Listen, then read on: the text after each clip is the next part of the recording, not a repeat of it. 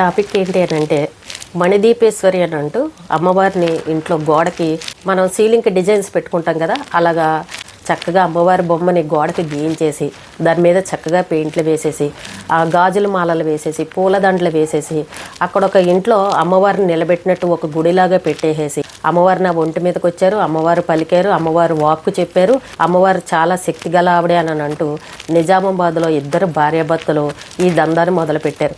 అయితే అక్కడ బారులు తీరి లైన్ కడుతున్నారు ఈ భక్తులు. నిజంగా చూడండి, అమ్మవారి పేరు చెప్పి ఈ మధ్యకాలంలో ఎంతమంది ఎన్ని మోసాలు చేశారు, ఎంతమంది దగ్గర డబ్బులు గుంజేశారు. ఈ అమాయక ప్రజలు కూడా మా కష్టాలు ఏవో తీరిపోతాయి, మా బాధలు ఏవో తీరిపోతాయని ఇలాంటి వాళ్ళని నమ్మేసి డబ్బులన్నీ పోగొట్టుకుంటున్నారు. మన జనాలు చెప్తున్న మాట ఏంటంటే అక్కడ వాళ్ళు ఏమీ డబ్బులు తీసుకోవట్లేదు, లైన్లో చక్కగా వెళ్తున్నాము, అమ్మవారిని దర్శించుకున్నాము, ఆరతి ఇస్తున్నారు, ఏదైనా ఇబ్బందులు ఉంటే ఆవిడ అక్కడ కూర్చోపెట్టి అడుగుతున్నారు, ఏంటి నీ బాధ, ఏంటి నీ సమస్య అని అడుగుతున్నారు. చెప్పిన తర్వాత నీకు ఈ పూజలు చేయాలి, ఆ పూజలు చేయాలి, ఇంత డబ్బులు ఖర్చు అవుతాయి అని చెప్పేసి ఆ తర్వాత అడుగుతున్నారు. ముందు మామూలుగా దర్శనానికి వెళ్ళే వాళ్ళ దగ్గర అయితే ఏమీ అడగట్లేదు. ఏదైనా సమస్య ఉంది అని చెప్పాము అని అంటే ఈ రకంగా వేలల్లో డబ్బులు అడుగుతున్నారని చెప్పేసి కొంతమంది భక్తులు చెప్తున్నారు. ఇప్పుడు విజయవాడ గుళ్ళో అమ్మవార్లు ఉన్నారు, మనకు శక్తిపీఠాలు చాలా ఉన్నాయి అమ్మవారి గుళ్ళు. మరి అలాంటి పెద్ద పెద్ద గుళ్ళో ఉన్న అమ్మవారి పరిస్థితి ఏంటి? మరి మీరందరూ ఇళ్లల్లో తీసుకొచ్చేసి ఇలా సిమెంట్ తోటి గోడల మీద అమ్మవారి బొమ్మలు గీసేసి ఇక్కడే అమ్మవారు వెలిసారని ఏ రకంగా చెప్పేస్తారు? మణిదీపేశ్వరి అని అంటూ కొత్త పేర్లు పెట్టేసి అమ్మవారు వెలిసారని అంటూ ఈ రోజున భక్తులకి నమ్మకాన్ని కలిగించేస్తున్నారు. అంటే జనాలు కూడా చూడండి, అక్కడ టెంట్లు వేశారు ఇంటి ముందర, పెద్ద పెద్ద బార్లు తీరు లైన్ అనమాట. ఏముందని మీరు అంత ఎగలబడి వెళ్తున్నారు అక్కడికి? కొంతమంది ఎవరో చెప్తున్నారు, మా ఆయనకి ఒంట్లో బాగోలేదు, ఆరోగ్యం బాగోలేదు, మేము చాలా చోట్ల తిప్పాము, హాస్పిటల్ చుట్టూ తిప్పాము, కానీ ఇక్కడికి వచ్చిన తర్వాతే మా ఆయనకు ఆరోగ్యం బాగైందని చెప్తున్నారు. అసలు ఏ రకంగా నమ్మేస్తారు చెప్పండి? అక్కడ గోడ మీద ఒక బొమ్మను గీసేసి పెయింట్లు వేసి పెట్టేసినంత మాత్రాన అక్కడ భగవంతుడు ఉన్నట? అక్కడ ఏమన్నా యంత్రాలు వేశారా, హోమాలు చేశారా? గురువుగారులు వాళ్ళు వచ్చి అక్కడ ఏమన్నా యంత్రాలు పెట్టి అక్కడ విగ్రహాన్ని ఏమన్నా ప్రతిష్ఠించారా? అదేమన్నా గుడా? ఒక ఇంట్లో గోడ మీద మామూలుగా పెట్టిన బొమ్మని ఏ రకంగా నమ్మేస్తారు మీరు? చూడండి, భగవంతుని నమ్మాలి, అమ్మవారిని నమ్ముకోవాలి, కానీ ఇలాంటి పిచ్చి నమ్మకాలను ఎందుకు నమ్ముతారు? ఇక్కడ ఉన్న గుళ్ళను కూడా నమ్మకుండా ఎవరో ఇంట్లో పెట్టిన దాన్ని వాళ్ళు వీడియోలు తీసి సోషల్ మీడియాలో పెట్టగానే అవి వైరల్ అయిపోయి వాళ్ళని ఈ రోజున వాళ్ళ చుట్టూ, వాళ్ళ ఇంటి చుట్టూ తిరుగుతున్నారని అంటే మరి ఈ అమాయక ప్రజలను ఏమనాలి? భార్యాభర్త ఇద్దరు పిల్లలు కలిసి మొత్తం ఈ దందాన్ని నడిపిస్తున్నారు. ఎందుకు మీరు ఇలా చేస్తున్నారని అడుగుతున్నా సరే సమాధానం సరిగ్గా చెప్పట్లేదు. నాకు అమ్మ చెప్పింది, అమ్మ నా ఒంటి మీదకి వచ్చింది, నేను సృహలో లేను, మా ఆయనకి చెప్పింది, మా ఆయనకి తెలుసు అంతా, అమ్మ ఇక్కడ ఉన్నానని చెప్పిందని చెప్పేసి ఏవో ఒకటి హారతి ఇచ్చేటప్పుడు గంతులు, అమ్మ ఆ గంతులు అయితే నేను ఎక్కడ చూడలేదు. ఇక్కడ విచిత్రమైన వింత వింత చేష్టలన్నీ చేస్తుంది. అందరూ అంటున్నారు ఇది దీనికి పిచ్చేదో ఎక్కింది, రోజు రోజుకి కొత్త కొత్త చేష్టలు చేస్తుంది, ముందు దీన్ని తీసుకువెళ్ళి పిచ్చి హాస్పిటల్లో వేయండి అని అంటున్నారు. ప్రశ్న అడగడానికి వచ్చిన వాళ్ళని ఇష్టం వచ్చినట్టు కొట్టడం, నువ్వెవరో చెప్పు అని కళ్ళు పెద్దవి చేసి వాళ్ళని బెదిరించడం, వాళ్ళని కొట్టేయడం. నిన్న ఒక అమ్మాయి చెప్తుంది, ప్రభాస్నిచ్చి పెళ్లి చేస్తానంది, నీకు దోషాలేవో ఉన్నాయి, నీకు ప్రభాస్తో పెళ్లి కుదురుతుంది, కాకపోతే కొన్ని పూజలు చేయాలి, 1,25,000 అవుతుంది, అవి కట్టేవని అంటే నీకు హోమాలు పూజలు అవి జరిపిస్తాను, అప్పుడు నీకున్న దోషాలు పోతాయి, నీకు ప్రభాస్తో పెళ్ళి అవుతుందని చెప్పిందంట. ఏమన్నా అర్థం ఉందా అండి?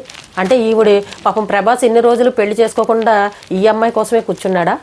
ఇప్పుడు ఈ 1,25,000 పెట్టి ఈ పూజలు హోమాలు చేయించేస్తే ప్రభాస్తో పెళ్లి కుదిరిపోతుందా?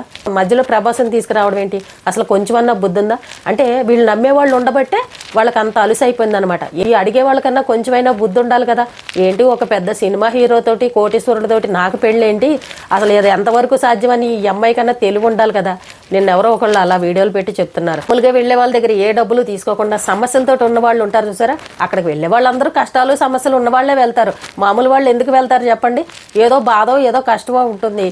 నేను చాలా చోట్ల తిరిగాను, నాకు తగ్గలేదు, నేను చాలా కష్టాల్లో కూరుకుపోయాను, అమ్మ దగ్గరికి వస్తే ఏమన్నా కష్టాలు తీరుతాయని అనుకుని ఆశ కొద్దీ అక్కడికి వెళ్తారు. వీళ్ళనే ఈ కష్టాల్లో ఉన్న వాళ్ళనే అలుసుగా తీసుకుని ఇంక ఇప్పుడు వీళ్ళు కష్టాల్లో ఉన్నారు కాబట్టి నేను ఏం చెప్పినా చేసేస్తారని ఒక 10 మంది భక్తులను సెలెక్ట్ చేసుకుని నీకు ఈ పూజ చేయాలి, ఆ పూజ చేయాలని మనిషికి ఒక 20,000, 25,000, 50,000 ఇలా చెప్పేసి పలానప్పుడు చేస్తాను మీరు పూజలు రండి అని అంటే అవి డబ్బులు కాదా?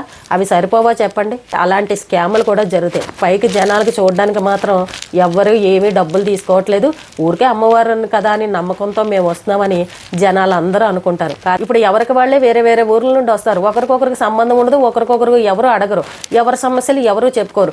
డైరెక్ట్ వెళ్ళి ఆవిడకే చెప్పుకుంటారు. ఆవిడ ఏదో రహస్యంగా సీక్రెట్గా చెప్తుంది, మీకు ఇది చేయాలి అది చేయాలి ఎవరికి చెప్పకండి, మళ్ళీ మీరు అనుకున్న పని అవ్వదు, అమ్మకు కోపం వస్తుందని ఇలా ఏదో చెప్పేసరికి మన అమ్మాయికి ప్రజలు నమ్మేస్తారనమాట. ఆవిడ అడిగినంత డబ్బులు ఇచ్చేస్తూ ఉంటారు. కొన్ని రోజులకి ఇలాంటి దందాలే జరుగుతాయి. కొంతమంది దాన్ని ఆపాలని చెప్పేసి మీడియా వాళ్ళు, యూట్యూబర్స్ వెళ్ళి పాపం ఆపుదామని చూస్తే గేట్లు వేసేసి వాళ్ళని ఇష్టం వచ్చినట్టు తిట్టేసి నానా రచ్చరచ్చ రవస చేస్తున్నారు. అసలు నమ్మేవాళ్ళదే కదండి తప్పంతాను. ఇప్పుడు అమ్మవారి ఫోటోలు ఆ రకంగా పెట్టేసి భక్తులను ఆకర్షించి వీడియోలు పెట్టేసి మీరు రండి అమ్మవారు పిలుస్తుందని ఈ రకంగా చేస్తే మరి పెద్ద పెద్ద గుళ్ళు అలాంటివి ఉన్నవన్నీ ఏమైపోవాలి? పెద్ద పెద్ద పీఠాధిపతులు, శాస్త్రాలు చదివిన వాళ్ళు, గురువు గారులు వీళ్ళందరూ ఏమైపోవాలి? అంటే ఈవిడ ముందు వీళ్ళందరూ బలదూరు అనమాట. వీళ్ళెవరు కూడా దేనికి పనికిరారు. అన్ని శాస్త్రాలు ఆవిడకే తెలుసు అనమాట. ఏదైనా ప్రశ్న అడుగుతుంటే నాకు తెలియదు అన్నట్టు చెప్పేస్తుంది. అంటే ఏంటి, ఇదేంటి, అదేంటి అని అంటుంది. అలాంటివి అడుగుతుంటే సమాధానం లేదు. అమ్మవారు మాకు ఒంటి మీదకి వచ్చింది, మాకు చెప్పింది, మేము పెట్టాం, ఇది సమాధానం. ఎందుకు ఇంత అమాయకంగా మోసపోతారు? వాళ్ళు కూడా మనలాంటి మనుషులే. వాళ్ళకి కష్టాలు ఉండబట్టి ఇలాంటి దందాలకు దిగుతారు. నిజంగా మరి వాళ్ళకి అమ్మవారు కనబడి ఉంటే వాళ్ళకి కష్టాలు ఎందుకుంటాయి? ఒక మంచి స్థాయిలో ఉండాలి కదా. అంటే అమ్మవారిని వాళ్ళ గురించి వాళ్ళు అడగరు, కానీ మన గురించే అమ్మవారిని అడుగుతారా? మన కష్టాలనే తీరుస్తారు కానీ అమ్మవారు వాళ్ళ కష్టాలను తీర్చరా? ఎందుకు ఇంత అమాయకంగా నమ్మేస్తారు? మీ డబ్బులను పోగొట్టుకుంటారు. ఇప్పటి వరకు ఎన్ని చూసాను చెప్పండి ఈ సోషల్ మీడియాలో? అందరూ డబ్బులు లాగేయడమే. భగవంతుడు నమ్ముకోండి, మీకు ఏదో ఒక రోజు కష్టం తీరుతుంది. అమ్మవారిని నమ్ముకోండి, అంతేగాని ఇలాంటి వాళ్ళని నమ్మకండి. ఏమో మీరు ఉన్నది మీ చేతిలో ఉన్న డబ్బులు కూడా దోచేస్తారు. మీకు ఆ దోషం ఉంది, ఈ దోషం ఉంది, ఇది ఉంది, అది ఉందని చెప్తారు. మీరేమో నిజం అనుకుని అవును నాకు ఇన్నాళ్ళు బట్టి ఈ బాధను అనుభవిస్తున్నాను, ఇక్కడికి వచ్చాను కాబట్టి నాకు మంచి జరిగిందని మీరు అనుకుంటారు. ఇదేంటంటే ఎవరికి వాళ్ళే తెలుసుకోవాలండి. ప్రతి ఒక్కరూ చదువుకున్న వాళ్ళే. గుడికి వెళ్ళి చక్కగా దండం పెట్టుకుని దర్శనం చేసుకుని రండి, తప్పు లేదు. ఏదైనా మీకు సమస్య ఉందనంటే పెద్ద పెద్ద గురువుగారులు, పంతులు గారి దగ్గరికి వెళ్ళి ఏమన్నా శాంతి పూజలో, దోష పూజలో ఏమన్నా ఉంటే చేయించుకోండి, తప్పులేదు. మామూలు సామాన్యుల దగ్గరికి వెళ్ళి మీరు వాళ్ళ మాటలు ఎలా నమ్మేస్తారు? వీళ్ళందరూ ఇలా పెట్టేస్తే మరి విజయవాడలో ఉన్న అమ్మవారి పరిస్థితి ఏంటి? వెంకటేశ్వర స్వామి కలియుగ ప్రత్యక్ష దైవమైన మన వెంకటేశ్వర స్వామి, మరి ఆయన పరిస్థితి ఏంటి? మరి వీళ్ళందరినీ తీసి పక్కన పడేయాలా? ఇలాంటి వాళ్ళని పట్టుకోవాలా? వాళ్ళకంటే వీళ్ళు గొప్పవాళ్ళ? మనం అమాయకంగా ఉన్నంతకాలం, మనం ఇలా మోసపోతున్నంతకాలం కూడా ఇలా మోసాలు చేసేవాళ్ళు ఉంటూనే ఉంటారు. ఎన్నిసార్లు ఇలాంటివి నమ్మొద్దు అని చెప్పినా సరే ఇంకా జనాలు వాళ్ళ ఇళ్ల ముందర లైన్ కడుతూనే ఉంటారు. ఎంతోమంది అమ్మవారిని భక్తి శ్రద్ధలతో పూజించే వాళ్ళు ఉన్నారు. అలాంటి వాళ్ళకి అమ్మవారు కనబడకుండా ఇలాంటి వాళ్ళకి వచ్చి అమ్మవారు కనబడుతుందా? ఎలా నమ్మేస్తారండి మీరు? ఏం స్పెషాలిటీ ఉందని అమ్మవారు వాళ్ళ ఇంటికి వెళ్ళి వాళ్ళ మీద వాలి పాపం వాక్కు చెప్పింది నేను ఇక్కడ ఉంటానని రకరకాల పూజలు, పిచ్చి పిచ్చగా మాట్లాడడం, పిచ్చ పిచ్చ గంతులు వేయడం, పిచ్చి పిచ్చి చేష్టలన్నీ చేయడం, అవి ఏమో జనాలు నమ్మేయడం. ఎక్కడున్నామండి మనం? ఇంకాను ఇంత టెక్నాలజీ పెరిగింది, తెల్లారులేస్తే ఇన్ని మోసాలను చూస్తున్నాము, ఇన్ని దందాలను చూస్తున్నాము. ఎవరికి వాళ్ళే జాగ్రత్తగా ఉండండి అని ఎన్ని రకాలుగా చెప్పినా సరే ఇంకా ఇలాంటి వాళ్ళని జనాలు నమ్ముతూ ఉన్నారు. అలాంటి వాళ్ళ ఇళ్ల ముందరికి వెళ్ళి లైన్ కడుతున్నారు, వాళ్ళని ఫేమస్ చేస్తున్నారు. కొంచెం అన్నా అర్థం ఉండాలి కదా. కష్టాలు అనేవి ప్రతి ఒక్కరికి ఉన్నాయి, లేని వాళ్ళు ఎవరూ లేరు. అలానే అందరూ వెళ్ళి వాళ్ళ కాళ్ళు పట్టుకుంటే పరిస్థితి ఏంటి? మన కష్టాలు తీరిపోతాయో చెప్పండి? దేనికైనా సరే ఒక కాలం అనేది ఉంటుంది. మనం చేసుకున్న కర్మల వల్ల కూడా కొన్ని కష్టాలను మనం భరించాల్సిన పరిస్థితి. ఆ సమయం వచ్చేంత వరకు కూడా మనం కష్టాలను అనుభవించాలి. అవన్నీ తెలిసి కూడా ఈ రోజున అలాంటి వాళ్ళ మాటలు నమ్మి మీరు మోసపోతున్నారని అంటే ఇంకా ఏం చెప్పాలి? ఎవరికి చెప్పాలి? కొంచెం ఆలోచించండి, అమ్మవారిని నమ్ముకోండి. కానీ ఇలాంటి వాళ్ళని మాటలు మాత్రం దయచేసి ఎవరూ నమ్మొద్దు. దీనికైనా కాలమే సమాధానం చెప్తుంది. ఏదో ఒక రోజు మనకి మంచి రోజులు వస్తాయని ఎదురు చూడండి, మీరు చేసే ప్రయత్నాన్ని చేయండి. అంతేగాని ఇలాంటి వాళ్ళ చేతిలో మాత్రం ఎవ్వరూ మోసపోవద్దు. మళ్ళీ మరొక వీడియోతో మళ్ళీ కలుద్దాం.